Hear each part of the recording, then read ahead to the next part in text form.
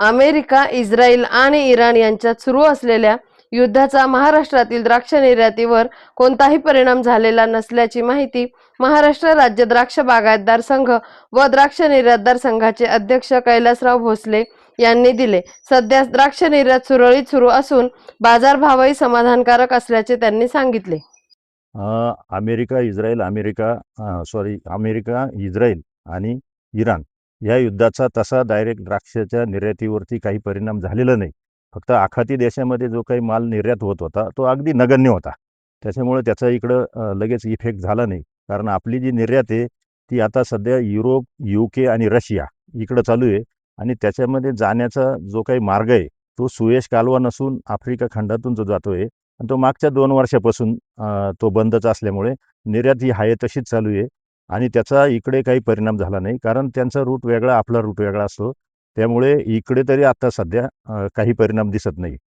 एकंदरीत अशा चर्चा समोर येत आहेत का JNPTवर आणि जहाजामध्ये काही कंटेनर द्राक्षाचे अडकलेले आहेत, त्याच्यामुळे 200 कोटींची नुकसान झाली, अशी ही बाब खरी का? याच्यामध्ये जे काही JNPT पोर्टवरती जी गर्दी झालेली आहे आणि बाहेर ज्या काही लाईन लागलेल्या आहे, निश्चितच थोडंसं आखाती देशामध्ये नुसते द्राक्ष नसून, द्राक्ष तर एकदम नगण्य आहे, पण कांदा असेल, तुमचं तांदूळ असेल किंवा इतरही बी केळी असेल, केळीचे मोठ्या प्रमाणात कंटेनर हे आखाती देशामध्ये जात होते.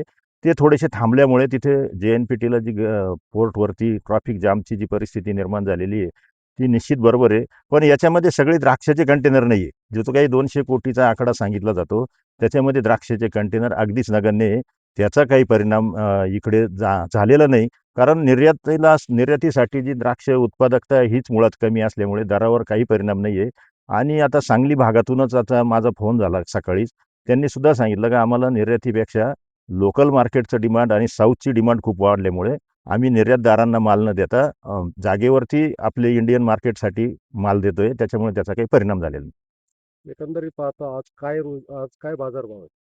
आता मागच्या वर्षाच्या तुलनेमध्ये जर विचार केला तर उत्पादन हे जवळपास जे काही अवकाळी पाऊस झाले सलग 6 महिने ते पावसामुळे जो काही दर मागच्या वर्षी होता त्याच्यात दुप्पट दर आहे. थॉम्सनचा दर आता जो काही निर्यातीसाठी चालू आहे तो ₹150 आणि कलर व्हरायटीचा दर हा साधारण 170 ते 80 रुपयाच्या दरम्यान चालू आहे.